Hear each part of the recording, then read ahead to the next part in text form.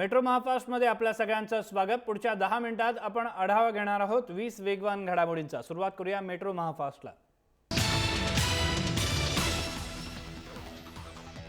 मुंबईमध्ये अनेक ठिकाणी सध्या अपुरा आणि दूषित पाणी पुरवठा होत असल्याने शहरामध्ये गॅस्ट्रो आणि काविळीची साथ जोरात असल्याचं समोर आलंय। खराब बर्फ आणि उघड्यावरच्या खाद्यपदार्थांमुळे देखील गॅस्ट्रोच्या रुग्णांमध्ये वाढ झाल्याचं निरीक्षणात आलंय।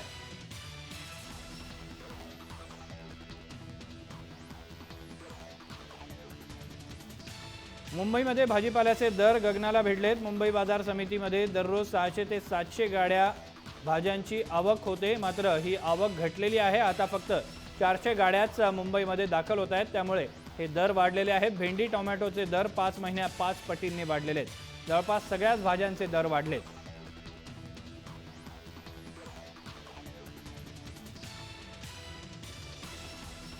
देशात यंदा 246 लाख टन डाळीची मागणी आहे। त्यासाठी केवळ 170 लाख टनाचा पुरवठा झाला असून 76 लाख टन इतकी मोठी तूट आहे। खासगी यंत्रणेने आयात केलेल्या 58 लाख टन डाळीमुळे हे प्रमाण कमी झालं असलं तरी 18 लाख टन डाळींचा तुटवडा आहे। तसंच बफर स्टॉक करण्याचे आदेश देखील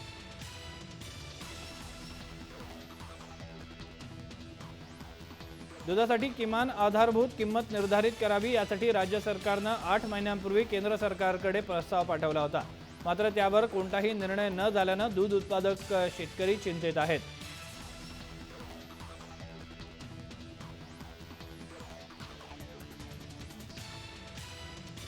कुर्ला कारशेडमध्ये एसी लोकलच्या प्राथमिक चाचण्यांना सुरुवात झाली आहे। जवळपास 16 विविध चाचण्यांपैकी 12 चाचण्यात एसी लोकल पास झाली आहे। 4 सॉफ्टवेअरच्या चाचण्या बाकी असल्याची माहिती रेल्वेच्या सूत्रांनी दिली।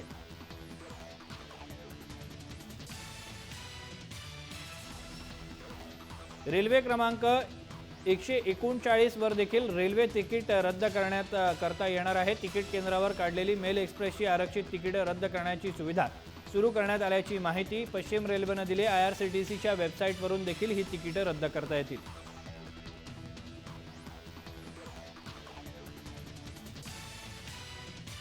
गेल्या वर्षी राज्यातील अभियांत्रिकी पदवी अभ्यासक्रमातील 60 ते 70 हजार जागा रिक्त राहत होत्या। याबाबत अभ्यास करण्यासाठी राज्य सरकारने समिती नेमली होती। या समितीच्या शिफारसीनुसार सरकारने जागांना कात्री लावलेली आहे, त्यामुळे यंदा प्रवेशासाठी चढाओढ होणार आहे।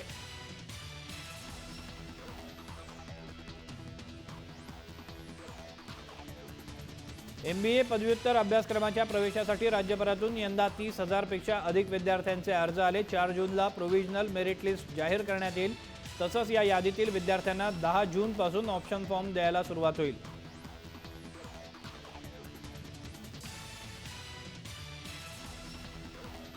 ठाणे महापालिकेने 3D झेब्रा क्रॉसिंगचा प्रयोग शहरामध्ये राबवण्याचा निर्णय घेतला। या अनुषंगाने कळवा खारेगाव परिसरातील एका रस्त्यावर 3D झेब्रा क्रॉसिंग तयार करण्यात आलेला आहे। भरधाव वाहन चालवणाऱ्यांना चाप बसावा यासाठी हे 3D झेब्रा क्रॉसिंग तयार करण्यात आलेला आहे।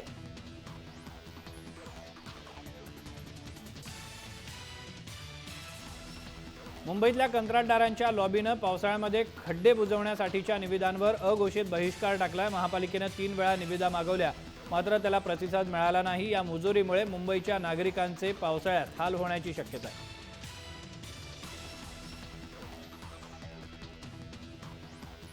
यंदा पावसाळ्यात मुंबईमध्ये 1 लाख देशी झाडं लावण्याचा संकल्प महापालिकेने घेतलेला आहे। मुंबईतील मातीचं वैशिष्ट्य लक्षात घेऊन या मातीत रुजतील अशी झाडं लावण्यात येणार आहेत। मातीत मुळं घट्ट धरणारी झाडं लावावीत असं आवाहन मुंबईकरांना पालिकेने केलेलं आहे।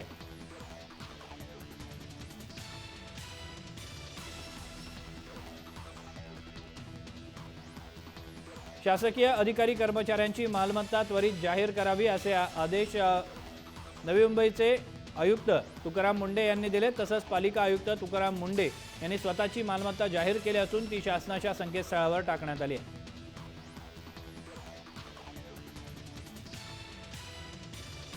कल्याण डोंबिवली महापालिका हद्दीत दररोज तयार होणारा ओला आणि सुका कचरा वेगळा न करता तो एकत्रितरित्या टाकण्यात येतोय अशी माहिती कल्याण डोंबिवलीच्या पालिका अधिकाऱ्याने दिलेली आहे। ओला आणि सुका कचरा वेगवेगळ्या पद्धतीने जमा करण्याची कोणतीही पद्धत महापालिकेने अद्याप विकसित केलेली नाहीये, त्यामुळे रहिवाशांकडून तीव्र नाराजी व्यक्त केली जाते।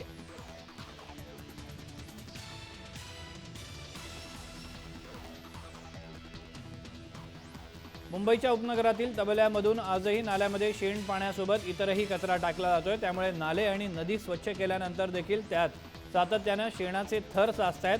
शेण पाण्याची विल्हेवाट लावणं आणि स्वच्छता राखणं याबाबत महापालिकेने मुंबईमधील तबेल्यांच्या मालकांना नोटिसा बजावलेल्या होत्या।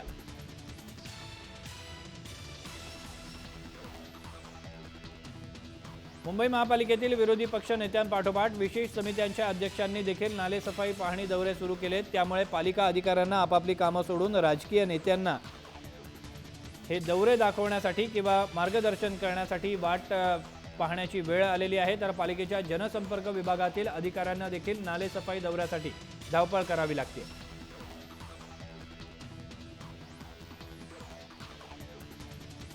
मुंबई महापालिकेने जकात नाक्यांच्या बिझनेस हबमध्ये समावेश केलेला आहे। या जीएसटीतून घसघशीत उत्पन्न मिळावं यासाठी हबमध्ये अत्याधुनिक यंत्रणा वापरली जाईल। तसंच इथे पार्किंग आणि कार्यालय उभारून त्याचा व्यावसायिक वापर करण्याचंही पालिकेने निश्चित केलं आहे।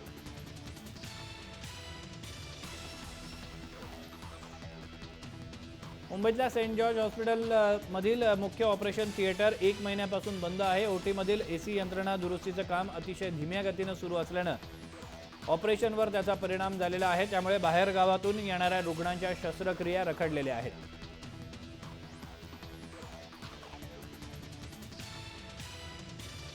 ठाण्यातल्या प्रादेशिक मनोरुग्णालयाचं स्वयंपाकगृह सुधारण्यासाठी जिल्हा नियोजन समितीनं नाविन्यपूर्ण उपक्रमाअंतर्गत 35 लाखांचा निधी दिला। या निधीतून रुग्णालयाच्या स्वयंपाकघरात रोटी मेकरचा समावेश करण्यात आला। अशा प्रकारे रोटी मेकर वापरणारं हे राज्यातलं पहिलं रुग्णालय ठरलेलं आहे।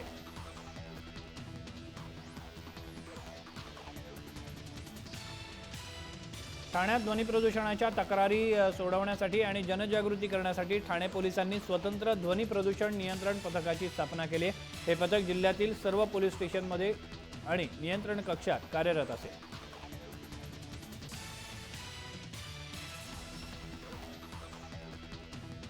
मुंबईत येणाऱ्या पर्यटकांना चौपाटीवर हाऊसबोटचा पर्याय देण्याचा विचार एमटीडीसीनं केलाय। त्यासाठी तारकर्ली चौपाटी इथून स्वतःच्या मालकीची हाऊसबोट बेलापूर इथे आणण्यात आलेली आहे।